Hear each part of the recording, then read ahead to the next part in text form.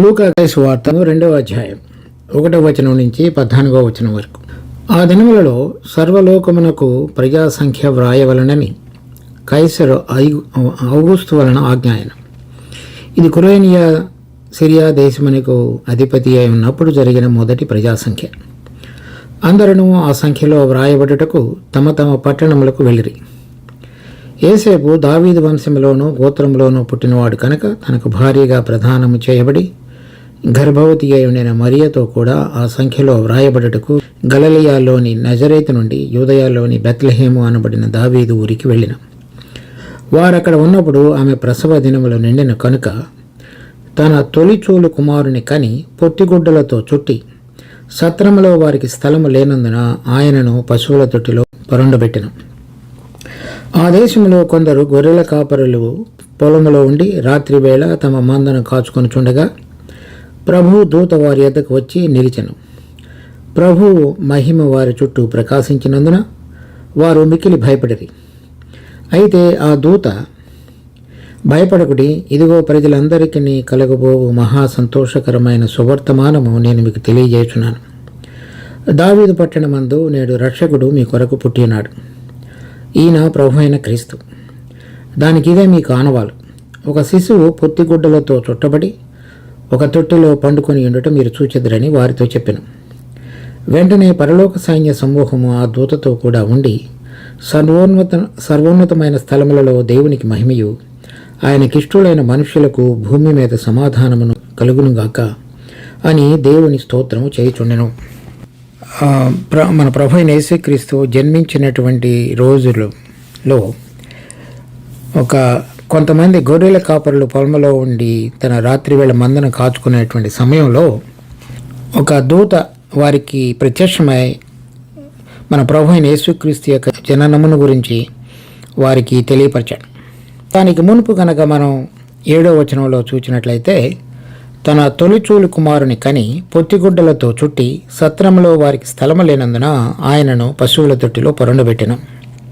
మొట్టమొదటిసారి మన ప్రభు అయిన యేసుక్రీస్తు ఈ లోకానికి వచ్చినప్పుడు ఆయన జన్మించినటువంటి స్థలం బెత్లెహేము. ఆ బెత్లెహేము అనేటువంటి స్థలంలో వారికి సత్రంలో స్థలములు కూడా లేకపోవట చేత పశువుల తొట్టిలో ఆయనను పరుండబెట్టినట్లుగా వ్రాయబడినది. ప్రభు అయిన యేసుక్రీస్తు సమస్తమైనటువంటి సృష్టికి ఆధారభూతుడు. ఆయన లేకుండా ఏది సృష్టించబడలేదు అనేటువంటిది మనము యోహాను సువార్త 1వ అధ్యాయంలోను, తర్వాత కొలసీ పత్రిక 1వ అధ్యాయంలో కూడా గమనిస్తాం. కానీ అటువంటి సృష్టికర్త అయినటువంటి ప్రభువు మరి ఈ లోకంలో జన్మించినప్పుడు ఆయనకు తలవాల్చుటకు కూడా స్థలము లేనందున పశువుల తొట్టిలో ఆయన పెట్టబడవలసి వచ్చినది. కనుక ఆయన సమస్తమైనటువంటి మహిమకు ఘనతకు పాత్రుడుగా ఉన్నప్పటికీ ఈ లోకంలో మరి పాపులమైన మనలను రక్షించుటకు ఇటువంటి విధంగా ఈ లోకంలో ఆయన ప్రత్యక్షమైనట్లుగా మనం చదువుతున్నాం. కనుక ఆయన ఎంత ఘనత వహించిన వాడో అంతగా తగ్గించుకుని వాడే మనతో పాటుగా మరి అనేకమైనటువంటి విషయాలలో దేవునికి దూరంగా ఉన్నటువంటి మన అందరినీ రక్షించగలగటానికి ఆయన తన్ను తాను తగ్గించుకునేటువంటి విధానములో ఇది ఒకటి మనం ఇక్కడ గమనించగలుగుతాం. తరువాత మనం చూసినట్లయితే ఒక దూత ఆ గొర్రెల కాపరులకు ప్రత్యక్షమైనప్పుడు 10వ వచనంలో, అయితే ఆ దూత భయపడకుడి, ఇదిగో ప్రజలందరికీ కలుగబోవు మహా సంతోషకరమైన సువార్తమానము నేను మీకు తెలియజేస్తున్నాను.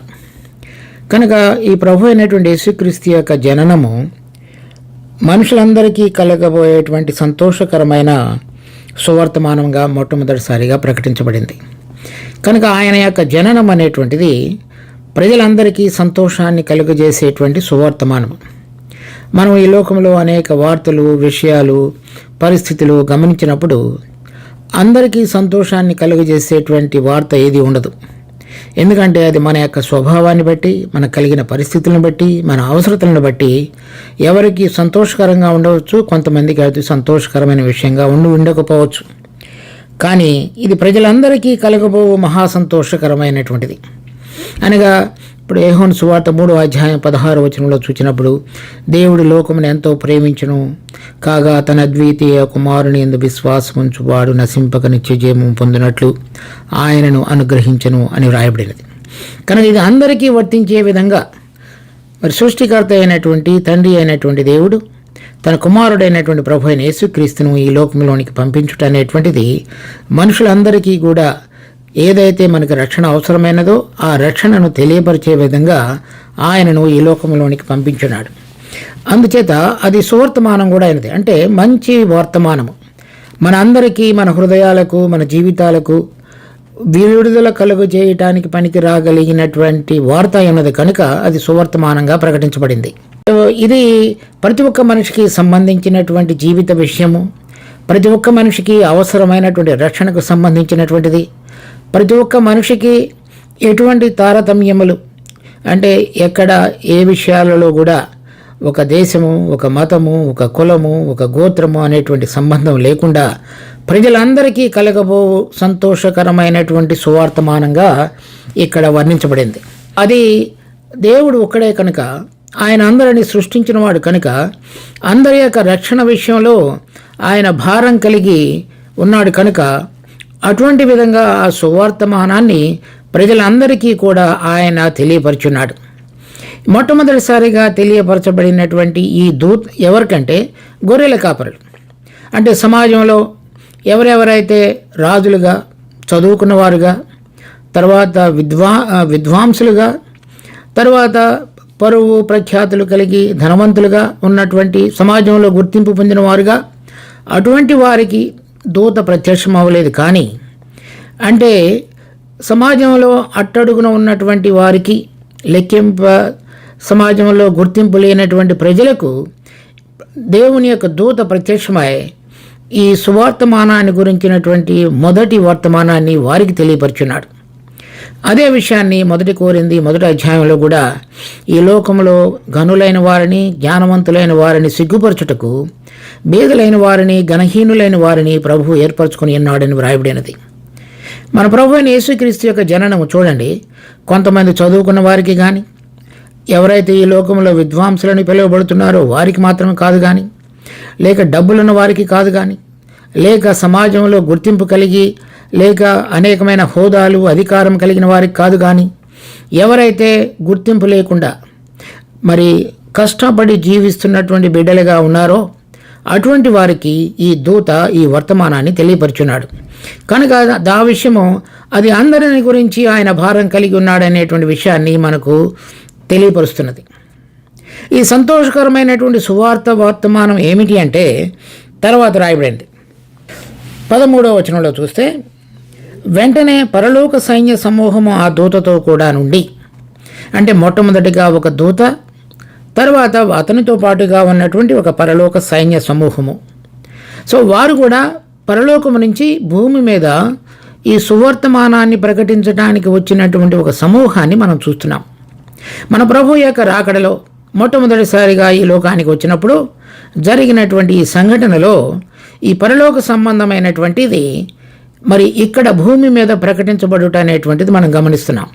మొట్టమొదటిసారిగా మరియకు, యేసేపుకు దూతలు ప్రత్యక్షమై మరి పుట్టబోయేటువంటి శిశువుని గురించి, ఆయన ప్రజలందరికీ రక్షకుడని, ఆయన మనతో పాటుగా ఉండేవాడనేటువంటి ఇమ్మానుయేలు పేరని అర్థమని తెలియచెప్పినప్పటికీ ఈ సువర్తమానాన్ని తెలియజెప్పేటువంటి బాధ్యతను పరలోకము నుంచి దేవుడు మొట్టమొదటిసారిగా వినియోగపరిచినట్లుగా మనం గమనిస్తున్నాం.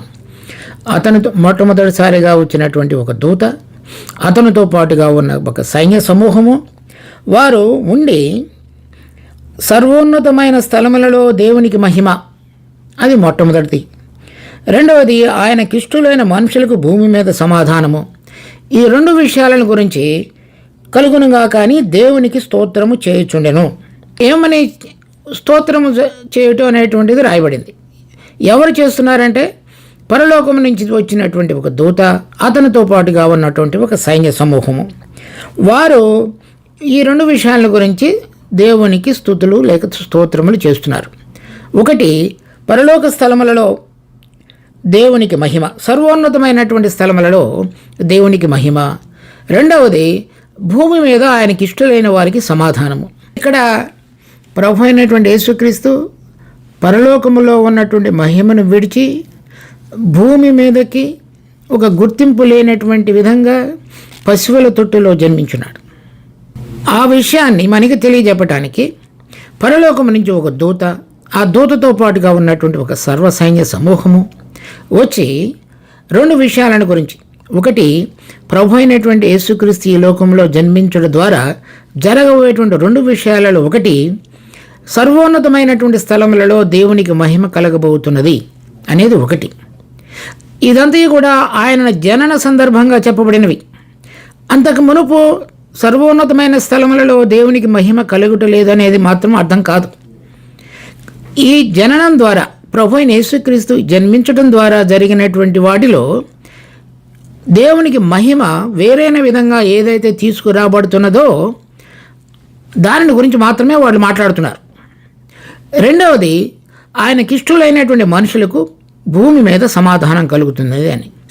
అంటే ఇప్పుడున్నటువంటి విధంగా ఎవరెవరైతే దేవుని కొరకు ఎదురు చూస్తున్నారో, ఎవరైతే ఆయన అనుగ్రహించబోయేటువంటి రక్షణ కొరకై కనిపెట్టుతూ విడుదల పొంది దేవుని యొక్క సమాధానాన్ని వారి జీవితాలలో, వారి హృదయాలలో, వారు ఉంటున్నటువంటి సమాజాలలో అనుభవించాలని చూస్తున్నారో వారందరూ కూడా ఆ దేవుని యొక్క శక్తి ద్వారా సమాధాన భరితులై దేవుని యొక్క ఆనందాన్ని అనుభవించగలుగుతారు అనే దానికి నాంది వేయబడటానికి ప్రభు అయిన యేసుక్రీస్తు యొక్క జననము తోటి అది కలపబడింది.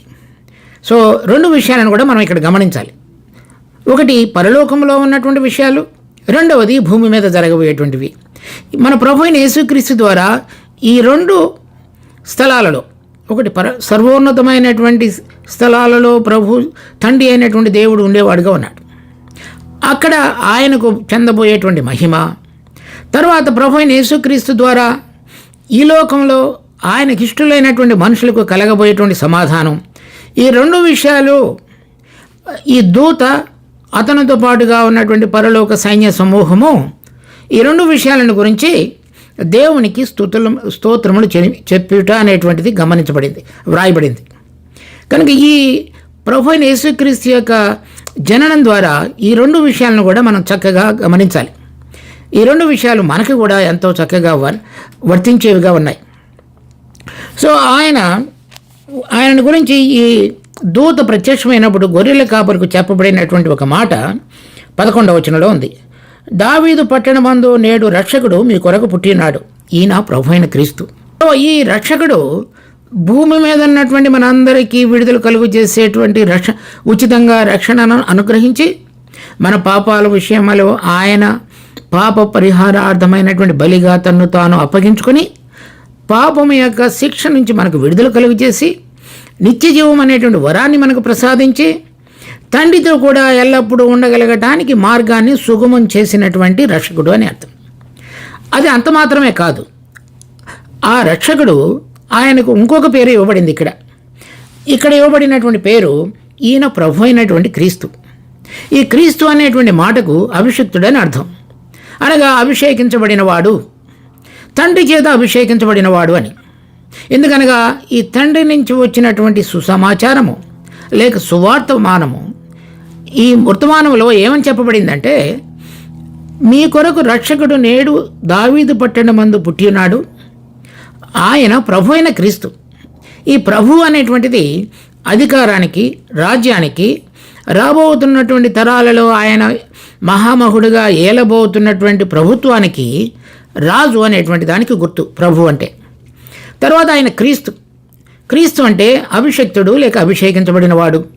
ఈ అభిషేకం అనేటువంటిది తండ్రి చేత అభిషేకించబడినవాడు. ఎందుచేత అంటే తండ్రి చేత పంపబడినవాడు కనుక. ఈ అభిషేకము పాత నిబంధన గ్రంథంలో కనుక మనం గమనించినట్లయితే రాజులకు, ప్రవక్తలకు, యాజకులకు ఈ అభిషేకం అనేటువంటిది చేసేవాళ్ళు. అంటే రాజుగా గుర్తించడానికి ఆయన అభిషేకించబడి రాజ్య అధికారాన్ని పొంది రాజ్య అధికారాన్ని నిర్వహించేవాడు. అలాగే యాజకుడిగా కానీ ప్రవక్తగా కానీ కూడా ఉండేవాళ్ళు. ఈ ప్రభు అయిన యేసుక్రీస్తు ఇక్కడ ప్రభు అని చెప్పబడింది కాబట్టి ఆయన రాజుగా అభిషేకించబడినటువంటి వాడు అని అర్థం. మొదటిది రక్షకుడు, రెండవది రాజుగా అభిషేకించబడిన వాడు అని. ఈ రాజుగా అభిషేకించబడినటువంటి ప్రభు అయిన యేసుక్రీస్తు ఆ విధంగా అభిషేకించబడటానికి మునుపు ఆయన మనకు రక్షకుడిగా ప్రత్యక్షమైనట్లుగా నేడు మీ కొరకు రక్షకుడు పుట్టి ఉన్నాడు. అంటే పాపులమైన మనందరికీ కూడా విడుదల కలుగు చేసి ఉచితంగా రక్షణను అనుగ్రహించి మనందరం కూడా దేవుని బిడ్డలుగా మార్చబడి ఆయనతో పాటు నిత్యత్వంలో ఉండగలగటానికి అవసరమైనటువంటి ప్రాయశ్చిత్తార్థమైన బలిగా తన్ను తాను అప్పగించుకునేవాడుగా ఉన్నాడు అని అర్థం. తర్వాత ఆయన మృతులలో నుంచి లేపబడుట చేత తండ్రి ఆయనను ఆకాశంలోను భూమి మీదను భూమి కిందను ఉన్న వాటన్నిటిలో కూడా ప్రభువుగా ఆయనను నియమించున్నాడని మనం ఫిలిప్పీలు రాసిన పత్రిక 2వ అధ్యాయం 9వ వచనం నుంచి 11వ వచనం వరకు చదువుతాం. అది క్రీస్తు అయిన ప్రభు అయినటువంటి క్రీస్తు అనేటువంటిది అక్కడ నెరవేర్చబడినట్లుగా చదువుతున్నాం. కనుక ఈ రెండు విషయాలు, మొట్టమొదటిగా మనకు రక్షణ అనుగ్రహించటంలోనూ, తరువాత ఆయన ఉన్నతంగా హెచ్చించబడి పరలోక స్థలములలో తండ్రి యొక్క కుడిపార్శ్వమున ఆసీనుడైనటువంటి విధంగాను మనం గమనిస్తాం. ఈ రెండు విషయాలు, ఆ రెండు విషయాలనే ఇక్కడ మనం 14వ వచనంలో చూసినప్పుడు అది ఇప్పుడు ఆ క్రమాన్ని మరలా కొంచెం మార్చారు. ఇప్పుడు ఇక్కడ 14వ వచనంలో చూసినప్పుడు సర్వోన్నతమైనటువంటి స్థలములలో దేవునికి మహిమ అని రాయబడింది. ఆ విధంగా ఉన్నతంగా హెచ్చించబడి మరి పరలోకంలోనూ భూమి మీదను భూమి కిందను సముద్రములో ఉన్నటువంటి ప్రతిదంతయు కూడా ఆయన యొక్క అధికారానికి తీసుకొని రాబడేటట్లుగా తండ్రి ఆయన ఉన్నతంగా హెచ్చించున్నాడు. కనుక ఆయన క్రీస్తు, ప్రభు అయిన క్రీస్తు, తండ్రి చేత అభిషేకించబడినటువంటి రారాజు. అది ఆ బిరుదు మన ప్రకటన గ్రంథంలో కూడా 19వ అధ్యాయంలో చూస్తాం. ఆయన రాజులకు రాజు అని రాయబడినది. ఆ విధంగా ఆయన అభిషేకించబడినటువంటి క్రీస్తుగా, ప్రభు అయిన క్రీస్తుగా. అయితే ఇక్కడ మనం చూస్తున్నది ఈసారి క్రమంలో ఆయన సర్వోన్నతమైన స్థలములలో మరి దేవునికి మహిమ కలుగును గాక. అంటే ఇక్కడ మనం చూస్తున్నటువంటిది ఈ పరలోకానికి భూలోకానికి ఉన్నటువంటి సంబంధం.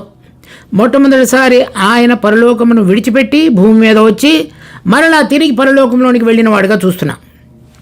ఇక్కడ ఆయన పూర్తి చేసినటువంటి ఆ కార్యాన్ని బట్టి పరలోకములో సర్వోన్నతమైన స్థలాలలో దేవునికి మహిమ, భూలోకంలో ఉన్న మనకు సమాధానము కలిగేటట్లుగా ఆయన కార్యాన్ని సంపూర్ణం చేసి ఉన్నాడు. ఈ కార్యం సంపూర్ణము చేయబడుతుంది అనేటువంటి దానికి ముందుగానే ఆయన యొక్క జననం ద్వారా ఈ కార్యం ఏదైతే జరగబోతున్నదో రాబోయే దినాలలో దానికి పునాది వేయబడింది అనే దానికి గుర్తుగా ఈ దూత అతనితో పాటుగా ఉన్నటువంటి సర్వ సైన్య సమూహము కూడా దీనిని గురించినటువంటి ఈ వర్తమానంతోటిగా వాళ్ళు పాట పాడుతున్నారు. ఇక్కడ కనుక మనం కొన్ని బైబిల్లో ఉన్నటువంటి దేవుని వాక్యంలో ఉన్నటువంటి కొన్ని వచనాలను కనుక గమనించినట్లయితే అది మనకు స్పష్టంగా అర్థం కాగలదు. మొట్టమొదటిసారిగా యోబు గ్రంథం 38వ అధ్యాయం 33వ వచనం, ఆకాశ మండలపు కట్టడలను నీవు ఎరుగుదువా, దానికి భూమి మీద గల ప్రభుత్వమును నీవు స్థాపింపగలవా. అంటే మొట్టమొదటిసారిగానే దేవుడు యోబుతోటి మాట్లాడుతున్నాడు. ఆకాశ మండలంలో కొన్ని కట్టడలు ఉన్నాయి. ఆ కట్టడలను బట్టి భూమి మీద ఆకాశ మండలము ఏలగలిగేటట్లుగా నువ్వు దానిని నీవు స్థాపించగలవా అని అడుగుతున్నాడు. అంటే అది మనిషి యొక్క తరం కాదు. కానీ ప్రభు అయిన యేసుక్రీస్తు ఈ లోకంలోనికి రావటం ద్వారా ఆయన మనందరినీ ప్రేమించి మన కొరకై తను తాను అప్పగించుకొని మనకు విడుదల కలుగు చేసి చనిపోయి పాతిపెట్టబడి 3వ దినమున మృతులలో నుంచి మృత్యుంజయుడిగా లేవటం చేత తండ్రి అయినటువంటి దేవుడు ఆయనను ఉన్నతంగా హెచ్చించి పరలోకంలో కూడా ఉన్నటువంటి స్థలాలలో ఆయనను అన్నిటికంటే అధికారిగా ఉన్నతంగా హెచ్చించున్నాడు. ఆయన ఆ విధంగా భూలోకమునకు చెందిన వాడుగా ఉండి ఇక్కడ ఉన్నటువంటి వాటన్నిటినీ కూడా మరణములో అందరికంటే ఆఖరి శత్రువు మనం అందరము భయపడేటువంటి మరణాన్ని కూడా ఓడించి ఉన్నాడు. కనుక తండ్రి అయిన దేవుడు ఆయన ఉన్నతంగా హెచ్చించున్నాడు. కనుక ఆయన మాత్రమే ఆకాశ మండలపు కట్టడలను గుర్తెరిగి ఆయన ద్వారా రాబోయేటువంటి దినాలలో భూమి మీద తండ్రి అయిన దేవుడు ప్రభుత్వాన్ని స్థాపించబోయేవాడుగా ఉన్నాడని అర్థం. అది తండ్రి అయిన దేవుడు యోబును అడుగుతున్నాడు, నీకు తెలుసా, నువ్వు స్థాపించగలవా అంటే అది ఏ మనిషి వల్ల కాయేటువంటి విషయం కాదు. కాలము సంపూర్ణమైనప్పుడు జరగవలసిన ఏర్పాటును బట్టి భూలోకంలో ఉన్నవే కానీ పరలోకంలో ఉన్నవే కానీ అన్నిటినీ తన కుమారుడైన యేసుక్రీస్తునందు ఏకముగా సమకూర్చుకునవలనని తండ్రి అభీష్టమాయను అని ఎఫెసీ పత్రిక 1వ అధ్యాయం 9-10 వచనాల్లో మనం చదువుతాం. అనగా భూలోకంలో ఉన్నవి పరలోకంలో ఉన్నవి అంటే సర్వోన్నతమైన స్థలాలలో తండ్రి అయినటువంటి దేవునికి మహిమ కలిగేటట్లుగా కుమారుడైనటువంటి దేవుడు పరలోకములోనూ రాజ్యం చేయబోయేవాడుగాను, ఆయనకిష్టమైన విధంగా మరి ఈ లోకములో తండ్రి అయిన దేవుని యొక్క అధికారం చక్కగా ప్రతిఫలించగలిగేటట్లుగా భూమి మీదను అధికారం చేయగలగటానికి 2 స్థలాలలో కూడా కుమారుడైనటువంటి ప్రభు అయిన యేసుక్రీస్తు, ప్రభు అయిన క్రీస్తు అంటే అభిషేకించబడిన వాడు భూలోకంలోనూ పరలోకంలోనూ రాజ్యం చేయబోయేటువంటి రాజ్య అధినేతగా మనము చదువుతున్నాం. తర్వాత మనం చూసినట్లయితే ఇంకొకటి ఆమోసు 9వ అధ్యాయం 6వ వచనం. ఆకాశమందు తన కొరకై మేడగదులు కట్టుకుని వాడును, ఆకాశ మండలమునకు భూమి యందు పునాదులు వేయవాడును ఆయనే. సో ఆకాశ మండలంలో మేడగదులు కట్టుకునేటువంటి దేవుడు, తర్వాత ఆకాశ మండలమునకు అంటే అక్కడ జరగబోయేటువంటి ప్రభుత్వానికి, తర్వాత ఆకాశ మండలపు కట్టడలను నెరవేర్చడానికి దానికి సంబంధిత పునాదులు భూమి మీద వేసేవాడుగా ఉన్నాడు. అనగా ఆకాశ మండలంలో జరగబోయేటువంటి ప్రభుత్వానికి భూమి మీద ఉన్నటువంటి వాటితోటి పునాదులు వేసి ఆకాశ మండలంలోనూ భూమండలంలోనూ కలిసి రాజ్యం చేయగలిగినటువంటి విధంగా మన ప్రభు అయిన యేసుక్రీస్తు ఉన్నాడని అర్థం. ఈ భూమండలంలో పునాదులు వేసినప్పుడు ఆయనతో పాటుగా రక్షణ పొందినటువంటి అనేక మంది విశ్వాసులు కూడా ఆయనతో పాటుగా కలిసి రాజ్యం చేయగలగటానికి భూలోకంలో ఉన్నటువంటి అనేక మందిని ఆయన కొని వారిని సిద్ధపరిచేవాడుగా ఉన్నాడు. చూడండి, దాని గురించినటువంటి ఒక వచనం ప్రకటన గ్రంథం 14వ అధ్యాయం 4వ వచనం. మీరు స్త్రీ సాంగత్యమును అపవిత్రులు కానివారును స్త్రీ సాంగత్యమును ఎరగని వారునయ్యండి, గొర్రెపిల్ల ఎక్కడికి పోవునో అక్కడికెల్లా ఆయనను వెంబడింతురు. మీరు దేవుని కొరకును గొర్రెపిల్ల కొరకును ప్రథమ ఫలముగా ఉండుటకై మనుషులలో నుండి కొనబడిన వారు. ఇక్కడ భూలోకంలో నుంచి మనుషులలో నుంచి కొనబడినటువంటి ఒక జనసమూహము, అది 1,44,000 మంది. వారు పరలోకంలో ఉన్నటువంటి సియోను కొండ మీద దేవుని యొక్క సింహాసనం ఎదుట నిలబడి ఉన్నారు. అంటే ఆకాశ మండలంలో నిలబడగలగటానికి భూమి మీద పునాదులు వేసిన వారు, అనగా భూమి మీద నుంచి మనుషులను కొని పరలోకంలో ఉన్నటువంటి స్థలాలలో దేవుడికి మహిమ కలిగేటట్లుగా రాజ్యం చేయగలిగేటట్లుగా ఆయనతో మహిమను పంచుకునేవారుగా, ఆయన కుమారునితో కలిసి మహిమను పంచుకునడానికి సిద్ధపడిన వారుగా ఉండగలగటానికి ఈ లోకంలోనికి తండ్రి అయినటువంటి దేవుడు మన ప్రభు అయిన యేసుక్రీస్తును అభిషేకించి ఈ లోకంలోకి పంపినాడు. అది ఎంత ధన్యకరమైనటువంటి గొప్ప సంగతి అనేటువంటిది మనం ఆలోచించినప్పుడు మనకు అర్థమవుతుంది. తర్వాత చూడండి, కీర్తనలు 113వ అధ్యాయం 4వ వచనం నుంచి. యెహోవా అన్యజనులందరి ఎదుట మహోన్నతుడు, ఆయన మహిమ ఆకాశ విశాలమున వ్యాపించున్నది. ఉన్నత స్థలమందు ఆసీనుడైన మన దేవుడైన యెహోవాను పోలియన్నవాడెవడు? ఆయన భూమి ఆకాశములను వంగి చూడ అనుగ్రహించుచున్నాడు. ప్రధానులతో వారిని కూర్చుండబెట్టుటకై ఆయన నేల నుండి దరిద్రులను లేవనెత్తువాడు. చూడండి, ఇక్కడ కూడా ఆకాశము భూమి ఆ రెండింటికి కలిగినటువంటి సంబంధాన్ని గురించి మాట్లాడుతున్నాడు. ఆయన ఉన్నత స్థలమందు ఆసీనుడైనటువంటి తండ్రి అయినటువంటి దేవుడు. కానీ భూమిని ఆకాశాన్ని రెండు కలిపి చూడాలని ఆయన కోరుతున్నాడు. భూమి ఆకాశములను వంగి చూడ అనుగ్రహించుచున్నాడు అంటే ఏదైతే రాబోయే దినాలలో పరలోకంలోనూ భూమి మీదను ఒకే ప్రభుత్వం, అంటే నీ రాజ్యం వచ్చునుగాక అని మన ప్రభు అయిన యేసుక్రీస్తు శిష్యులకు చెప్పినటువంటి ప్రార్థన అనుసారంగా పరలోకంలో ఉన్నటువంటి దేవుని చిత్తము అక్కడ ఏ విధంగా నెరవేర్చబడుతుందో ఇక్కడ కూడా అదే విధంగా నెరవేర్చబడులాగునా ఈ రెండు యొక్క సంబంధంలోనికి మనందరము రాగలిగినట్లుగా ఆయన ఈ భూమిని ఆకాశమును రెంటిని కలిపి చూడాలని కోరుతున్నాడు.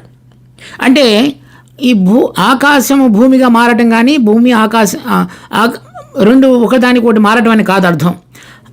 ఆకాశ మండలంలో ఉన్నటువంటి ప్రభుత్వం, భూలోకంలో ఉన్నటువంటి ప్రభుత్వం, ఆ రెండు ప్రభుత్వాలు ఒకటిగా చేయబడి ఆ రెండు ప్రభుత్వాలలో ప్రభు అయిన యేసుక్రీస్తు అధికారిగా చేయబడుట అనేటువంటిది అర్థం. దానికి ఆ విధంగా చేయబడినప్పుడు ఏం జరుగుతుంది అంటే, ప్రధానులతో తన ప్రజల ప్రధానులతో వారిని కూర్చుండబెట్టుటకై, అంటే పరలోకములో ఉన్నటువంటి ప్రధానులు, దూతలు, 24 పెద్దలు, 4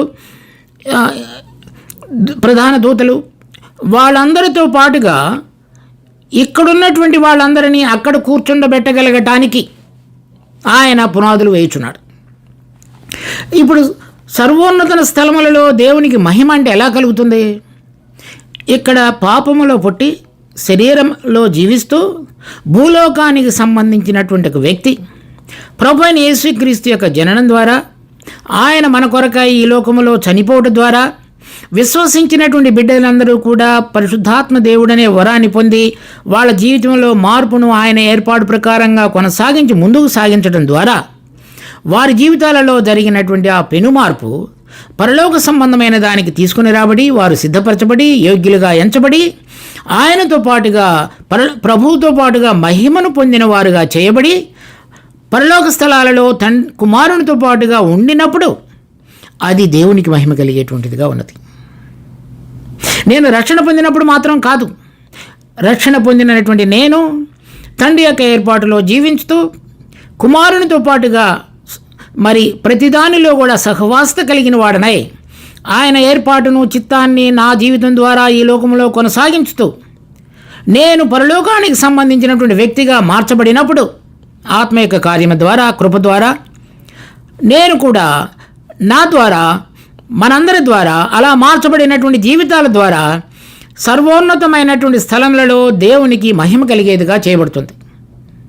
ఎందుకనగా భూలోకానికి సంబంధించిన వ్యక్తి, ప్రాణంతో నడిపించబడేటువంటి వ్యక్తి, ఆత్మ సంపూర్ణుడై తర్వాత పరలోక సంబంధమైనటువంటి జీవితం కలిగి దేవుని యొక్క స్వభావాన్ని ధరించుకొని ఆయన యొక్క పోలికలోనికి మార్చబడి మనం పరలోకములో జీవించడానికి అవసరమైనటువంటి జీవాన్ని సంప్రాప్తించుకొని అమర్త్యతను ధరించుకొని ఆయనతో పాటు ఉండినప్పుడు మాత్రమే అది దేవునికి మహిమ కలిగించేటువంటి విషయమైనది. ఈ దూతలు పాడుతున్నటువంటి పాట సర్వోన్నతమైన స్థలములలో దేవునికి మహిమ అంటే అర్థం అది. చూడండి, దాని తర్వాత యోహాను సువార్త 1వ అధ్యాయం 49వ వచనం నుంచి, నతనయేలు బోధకుడా, నీవు దేవుని కుమారుడు, ఇశ్రాయేలుకు రాజువు అని ఆయనకు ఉత్తరం ఇచ్చాను. అందుకు యేసు, అంజూరపు చెట్టు క్రింద నిన్ను చూచితనని నేను చెప్పినందువలన నీవు నమ్ముచున్నావా? వీటికంటే గొప్ప కార్యములు చూతుమని అతనితో చెప్పాను. మరియు ఆయన, మీరు ఆకాశము తెరవబడుటయు దేవుని దూతలు మనిషి కుమారునికి పైగా ఎక్కుటయును దిగుటయు చూతురని మీతో నిశ్చయముగా చెప్పుచున్నానైనను. మన ప్రభువైన యేసుక్రీస్తు మరి తండ్రి యొక్క ఉద్దేశాన్ని మనుషులమైన మన పక్షంగా నెరవేర్చడానికి అనగా సర్వోన్నతమైన స్థలములలో దేవునికి మహిమ కలిగినట్లుగా ఆయనను ప్రేమించి ఆయనను అంగీకరించి ఆయన ఇష్టప్రకారంగా జీవించుకునేటువంటి మనందరికీ, అంటే భూమి మీద ఆయనకి ఇష్టలైన మనకు సమాధానపూర్వకమైనటువంటి దానిని కలుగు చేసి ఆయన రక్తం ద్వారా మనతో సంధి చేయుట, మనము ఆయనతో సమాధానపరచబడి శత్రువులుగా ఉన్న మనందరం కూడా ఆయన వైపు ఆయన అందించిన విశ్వాసం ద్వారా మనం దేవునితో సమాధానం కలిగి జీవించగలిగినట్లుగా చేయడం మాత్రమే కాకుండా ఆయన మనిషి కుమారుడు, దేవుని కుమారుడిగా ఉన్న ప్రభువైన యేసుక్రీస్తు మనిషి కుమారుడిగా మనతో సంబంధం కలిగి ఆయన భూమికి ఆకాశమునకు నిచ్చెనగా మారి ఉన్నాడు. అనగా ఇక్కడున్నటువంటి మనము అక్కడున్నటువంటి సర్వోన్నతమైన స్థలములలో మహిమలో ఎవరు సమీపింపరాని తేజస్సులో ఉన్నటువంటి దేవుని సన్నిధిలో నిలబడగలగటకు అవసరమైనటువంటి ద్వారంగా ఆయన యొక్క జననము ద్వారా మనందరికీ కూడా ద్వారము తెరవబడి ఉన్నది. అది అన్నిటికంటే కూడా మన అందరికీ ఎంతో సంతోషకరమైనటువంటి విషయమైనది. ఎందుకనగా నేను ఈ లోకములో ఎటువంటి విధంగా జీవించినప్పటికీ, ఏ విధంగా ఉన్నప్పటికీ, ఒక డబ్బు, ఐశ్వర్యము, పేరు, అధికారము, హోదా అవన్నీ కలిగి ఉన్నప్పటికీ కూడా అవన్నీ కూడా ఇక్కడ విడిచిపెట్టి వెళ్ళవలసిందే. కానీ ఈ మార్పు చెందినటువంటి జీవితం, ఆయనను నేను రక్షకుడిగా అంగీకరించి ప్రభువుగా గుర్తెరిగి ఆయన అధికారాన్ని కింద నేను లోబడుతూ జీవించడం ద్వారా జరిగినటువంటి మార్పు నా హృదయంలో పరలోక సంబంధితమైనటువంటి ద్వారము తెరవబడినట్లుగా మన ప్రభు అయిన యేసుక్రీస్తు యొక్క జననం ద్వారా మనుషులందరికీ కూడా సువార్త వర్తమానము చెప్పబడింది. ఆ విధంగా తెరవబడినటువంటి ఆకాశంలో నేను ప్రవేశించినప్పుడు సర్వోన్నతమైన స్థలములలో ఒక మనుషుడు శరీర సంబంధంగా జీవించిన వ్యక్తి మార్పు చెంది మహిమలో పరలోకములో దేవునితో పాటుగా ఉంటున్నప్పుడు అది ఆయనకు మహిమ కలిగించేటువంటి విషయమైనది. దాని తర్వాత చూడండి, ఎఫెసీ పత్రిక 1వ అధ్యాయం 4. ఎట్లనగా తన ప్రియనియందు తాను ఉచితముగా మనకు అనుగ్రహించిన తన కృపా మహిమకు కీర్తి కలిగినట్లుగా ఏదైతే ఆయన రక్షకుడిగా మనకు ఈ లోకమునకు పంపించున్నాడో దాని ద్వారా ఆయన కృపా మహిమకు కీర్తి కలిగినట్లుగా, అంటే ఆయన ప్రభు అయిన యేసుక్రీస్తు మన కొరకై జరిగించిన కార్యం ద్వారా మనలో జరగబోయేటువంటి ఈ గొప్ప అద్భుతమైనటువంటి మార్పిడి కార్యం, రక్షణ, మార్పు చెంది పరలోక స్వభావాన్ని సంతరించుకొని ఈ లోకాన్ని విడిచిపెట్టిన తరువాత మనం ఆయనతో పాటుగా నిత్యజీవం కలిగి మహిమలో విరాజిల్లేటువంటి విధంగా మార్చబడినట్లయితే అది ఆయనకు మహిమ కలిగేదిగా చేయబడుతుంది.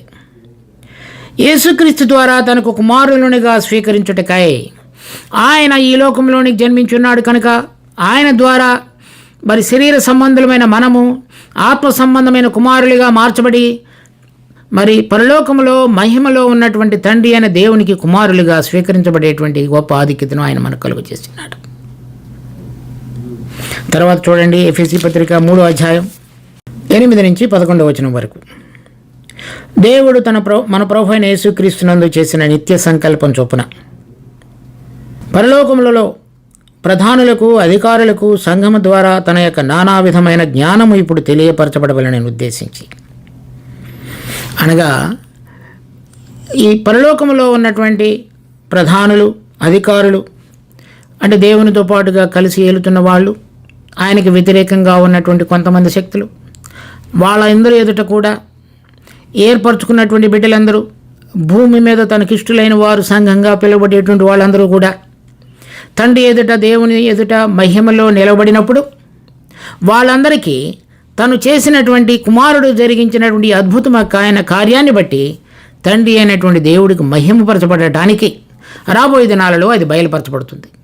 దాని తర్వాత చూసినట్లయితే ప్రకటన గ్రంథం 11వ అధ్యాయం 15వ వచనం. 7వ దూత బోర ఊదినప్పుడు పరలోకములో గొప్ప శబ్దములు పుట్టెను. ఆ శబ్దములు, ఈ లోక రాజ్యము మన ప్రభు రాజ్యమును, ఆయన క్రీస్తు రాజ్యమును ఆయన యుగ యుగముల వరకు ఏలును అనెను. ఏదైతే మనం లూకా సువార్త 2వ అధ్యాయం ప్రారంభంలో 7వ వచనంలో చదివామో, ఈయన ప్రభు అయిన యేసుక్రీస్తు, ఈయన ప్రభు అయిన క్రీస్తు అని రాయబడినట్లుగా పరలోకములో ఉన్నటువంటి అధికారం, భూలోకములో ఉన్నటువంటి రాజుల యొక్క అధికారం అంతయు కూడా మన ప్రభు అయినటువంటి యేసుక్రీస్తు యొక్క అధికారంలోనికి లేకపోతే ఆయన యొక్క రాజ్యములుగా మార్చబడతాయని పరలోకములో ఉన్నటువంటి దూతలు గొప్ప శబ్దముతో పలుకుట నేను వింటిని అని యోహాను చెప్తున్నాడు. మనకి మొట్టమొదటి నుంచి మనం లూకా సువార్త 2వ అధ్యాయం 14వ వచనంలో చదువుతున్నప్పటి నుంచి కూడా భూలోకము పరలోకము ఈ రెండింటికి కలిగినటువంటి సంబంధిత వాక్యాలు ఏవైతే మనం చదువుతున్నామో వీటన్నిటిలో మన ప్రభు అయిన యేసుక్రీస్తు యొక్క జననంలో అది ఒక ముఖ్య అంశంగా వ్రాయబడినది. అంటే ఇక్కడున్నటువంటి మనందరం కూడా రక్షణ పొంది, ఎందుకనగా ఆయన మనం రక్షించడానికి వచ్చినాడు కనుక, మార్పు చెంది తండ్రి కోరిన విధంగా మనం జీవించి ఆయన యొక్క సన్నిధిలో మహిమలో కనుక ప్రవేశించబడినట్లయితే అటువంటి వారి ద్వారా ఆకాశ మండలంలో పునాదులు వేసి, భూమండలంలో ఆకాశ మండలానికి పునాదులు వేసి మనందరము కూడా మహిమలో ఆయనతో పాటుగా విరాజిల్లి ఇక్కడ భూలోకంలో ఉన్నటువంటి రాజ్యాలతో ఆయనతో పాటుగా కలిసి వెళ్ళగలిగేటట్లుగా, ఎందుకనగా భూలోకంలో ఉన్నవి పరలోకంలో ఉన్నవి అన్నిటినీ ఏకముగా తన కుమారుని యందు సమకూర్చుకునవలనని తండ్రి యొక్క చిత్తమాయను. దానిలో మనలను పారిభాగస్తులుగా తండ్రి అయినటువంటి దేవుడు కుమారుడిని అయిన యేసుక్రీస్తును ఈ లోకంలోనికి పంపించడం ద్వారా ఒక గొప్ప కార్యం జరిగినది కనుక మన ప్రభు అయిన యేసుక్రీస్తు యొక్క జననము కేవలము ఆయన మన పాపముల కొరకై ఈ లోకంలోనికి వచ్చి చనిపోయి ఉన్నాడు అనేటువంటి విషయాన్ని మాత్రమే కాక, ఆయన చేసినటువంటి ఒక గొప్ప అద్భుత కార్యం రక్షణ తర్వాత కూడా ఆయన ఏ ఉద్దేశంతో అయితే ఈ రక్షణను మొదలుపెట్టి ఉన్నాడో దానిని మనం గమనించినట్లయితే ఆయన పుట్టుకలో ఉన్నటువంటి విశిష్టతను మనం చక్కగా గుర్తించగలిగి మనం 2వ అధ్యాయం 14వ వచనంలో ఆ దూత సర్వసైన్య సమూహముతో దేవునికి స్తోత్రములు చెల్లించినట్లుగా మనం కూడా, ఎందుకంటే అది మనను గురించి చెప్పబడింది, భూలోకములో ఉన్న వారికి సమాధానము అనగా ఇప్పుడు ఎటువంటి సమస్యలు, ఇబ్బందులు, ఇరుకులు, మరి ఎటువంటి విధంగా మనం లెక్కలేని విధంగా సమాజంలో గుర్తింపు లేకుండా ఉన్నప్పటికీ దేవుని యొక్క సమాధానం మన హృదయాలలో ఏలుచుండడం ద్వారా రాబోతున్న మహిమకు ఎదురు చూసేటటువంటి జనముగా చేయబడ్డాం కనుక అది మనకు ఎల్లప్పుడూ సమాధానాన్ని, సంతోషాన్ని ఇచ్చేటువంటిదిగా ఉన్నది. రక్షణ పొందినప్పుడు మనకు సంతోషం, తర్వాత ఈ విధంగా మార్పు చెందుతున్నప్పుడు సంతోషం, తర్వాత మనము మార్పు చెంది ఆయన వచ్చినప్పుడు తిరిగి లేవనెత్తబడి ఆయనతో పాటుగా పరలోకములోను భూలోకములోను ఆయనతో పాటుగా ఉండుట అనే దాన్ని బట్టి కలిగేటువంటిది నిజమైనటువంటి మనకు సువార్తమానమైనది. దాని యొక్క విలువను మనం గుర్తించి ప్రభు అయిన యేసుక్రీస్తు ఈ లోకంలోనికి జన్మించడం ద్వారా ఈ యొక్క గొప్ప కార్యమునకు దేవుడు నాంది పలికి ఉన్నాడనే విషయాన్ని మనం తెలుసుకున్నట్లయితే ఆ దూత సర్వసైన్య సమూహంతో పాటుగా మనం కూడా పాడగలం. ఇంకొక సమూహాన్ని కూడా మనం చూస్తాం. ప్రకటన గ్రంథం 5వ అధ్యాయం 11వ వచనం. మరియు నేను చూడగా సింహాసనము, జీవులు, పెద్దలు ఆవరించి ఉన్న అనేక దూతల స్వరము వినబడిన.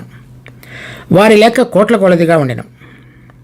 వారు వధింపబడిన గొర్రెపిల్ల శక్తియు, ఐశ్వర్యమును, జ్ఞానమును, బలమయు, ఘనతయు, మహిమయు, స్తోత్రమును పొంద అర్హుడని గొప్ప స్వరముతో చెప్పుచుండిరి. అంతటా పరలోకమందును భూలోకమందును భూమి క్రిందను సముద్రములోనూ ఉన్న ప్రతి సృష్టము అనగా వాటిలో ఉన్న సర్వమును సింహాసనాసీనుడైన వానికిని గొర్రెపిల్లకును స్తోత్రమును, ఘనతయు, మహిమయు, ప్రభావమును యుగ యుగములు కలుగుటగాక అని చెప్పుట వింటిని. ఏదైతే మనం ప్రారంభంలో చూచున్నామో అది సర్వోన్నతమైన స్థలములలో దేవునికి మహిమ కలుగునుగాక, అది ప్రకటన గ్రంథం 5వ అధ్యాయంలో నెరవేర్చబడి ఆ మహిమ కలుగుట అనేటువంటిది మనకు సంబంధిత విషయంగా వర్ణించబడింది. ఎందుకనగా ఈ 9 వచనాల్లో ఉన్నది. ఆ పెద్దలు, నీవు ఈ గ్రంథమును తీసుకొని దాని ముద్రలను విప్పుటకు యోగ్యుడు, నీవు వధింపబడిన వాడవై నీ రక్తమిచ్చి, అనగా రక్షణ కార్యాన్ని, దావీదు పట్టణంలో నేడు మీ కొరకు రక్షకుడు పుట్టినాడు. ఇక్కడ నీవు వధింపబడిన వాడవై నీ రక్తమిచ్చి, అది ఆయన చేసినటువంటి రక్షణ కార్యం. ప్రతి వంశంలోనూ, ఆయా భాషలు మాట్లాడు వారిలోనూ, ప్రతి ప్రజలోనూ, ప్రతి జనములోనూ దేవుని కొరకు మనుషులను కొని, అనగా ఆయనకిష్టులైన భూమి మీద ఉన్నటువంటి మనుషులు వీళ్ళందరూ మా దేవునికి వారిని ఒక రాజ్యముగాను యాజకులుగాను చేసితివి కనుక వారు భూలోకమందు ఏలుదురని కొత్త పాట పాడుదురు. ఈ విధంగా ఆయనకిష్టులైన భూమి మీద ఉన్నటువంటి వారు రక్షణ పొంది వారిని మనుషులను కొని మా దేవునికి వారిని ఒక రాజ్యముగాను యాజకులుగాను చేసి ఉన్నావు కనుక ఆ నిరీక్షణతో వారు సమాధాన భరితులై దేవునికి వందనాలు చెల్లిస్తూ ప్రభువుకి ఇష్టకరమైనటువంటి జీవితాన్ని జీవిస్తూ ఆయనను ఘనపరిచేవారుగా ఉన్నటువంటి ఒక సమూహాన్ని గురించి పరలోకంలో ఉన్నటువంటి దూతలు లూకా సువార్త 2వ అధ్యాయం 14వ వచనంలో ఏ విధంగా పాడుట అనేది చూచామో అదేవిధంగా అది నెరవేర్చబడిన తరువాత ప్రకటన గ్రంథం 5వ అధ్యాయంలో ఉన్నటువంటి ఈ కోట్ల కొలది దేవదూతల సమూహము, తరువాత జీవులు, పెద్దలు, 4 జీవులు, 24 పెద్దలు, వారితో పాటుగా ఉన్న కోట్ల కొలది దేవదూతల సమూహము రక్షణ పొంది మార్చబడి ప్రభువుతో కూడా మహిమలో పాలు పొందిన మన అందరినీ గురించి సర్వోన్నతమైనటువంటి స్థలములలో దేవునికి మహిమ అని పాడుట అనేది మనం గమనిస్తాం. కనుక సర్వోన్నతమైన స్థలాలలో దేవుడికి మహిమ, భూలోకములో ఆయనకిష్టులైన వారి మనందరికీ కూడా సమాధానము, ఈ దేవుని యొక్క గొప్ప కార్యమును ఆది నుంచి మనందరిలో ముగించి చివరిలో ప్రభు యొక్క 2వ రాకడకు మునుపు ఈ విధంగా దీని కార్యము సంపూర్ణం చేయగలగటానికి 2000 సంవత్సరాల క్రితము ప్రభు ఈ లోకములో శరీరధారిగా జన్మించున్నాడు. ఆయన జననంలో కలిగినటువంటి ఈ మహాత్యాన్ని మనం గుర్తెరిగి మన పాపములు క్షమించబడినందుకు మాత్రమే కాకుండా ఆయన మనలో చేయబోయేటువంటి గొప్ప కార్యము విషయమై నిరీక్షణ కలిగి ఆయన ద్వారా పొందిన సమాధానాన్ని కలిగి ప్రతిరోజు ఆయనతో మనం ఆనందించగలిగినట్లయితే ఆయన యొక్క పుట్టుకను నిజమైన విధంగా వేడుకగా మనం జరుపుకునేటువంటి భూమి మీద ఆయనకి ఇష్టలైన ప్రజలుగా మనం మార్చబడగలుగుతాం. దేవుడి ఈ వాక్యమును ఆశీర్వదించును గాక. ప్రార్థించుకుందాం. మా ప్రేమ కలిగిన తండ్రి, మీరు ఇచ్చిన ఈ వాక్య భాగాన్ని బట్టి మీకు ఎంతో వందనాలు. దీన్ని మా కొరకై ఆశీర్వదించి మీరు కోరిన విధంగా మేము అటువంటి అనుభవాన్ని, మీ కుమారుడు ఈ లోకంలోనికి వచ్చుట ద్వారా పొందినటువంటి అనుభవాన్ని దాని యొక్క సంపూర్ణ స్థాయిలో మేము ప్రవేశించగలుగుటకు, ఆ రోజులలో భూమి మీద పాడినటువంటి ఆ దూత మరి అనేక మంది సైన్య సమూహం వలె, ప్రకటన గ్రంథం 5వ అధ్యాయంలో పాడుతున్నటువంటి దూత సమూహముల వలె మేము కూడా మిమ్మల్ని స్తోత్రములతో మిమ్మల్ని మహిమపరుస్తూ మార్చబడిన మా జీవితాన్ని కొరకై మీకు వందనాలు చెల్లిస్తూ జీవించగలుగుటకు మా అందరికీ కృప చూపించండి. నిజమైనటువంటి క్రీస్తు యొక్క పుట్టుకను గురించిన వేడుక మా జీవితాలలో నిరంతరము నిత్యము కొనసాగునట్లుగా చేయమని వేడుకుంటూ మా రక్షకుడు ప్రభువైన యేసు నామమున అడిగి వేడుకుంటున్నాం తండ్రి. ఆమెన్.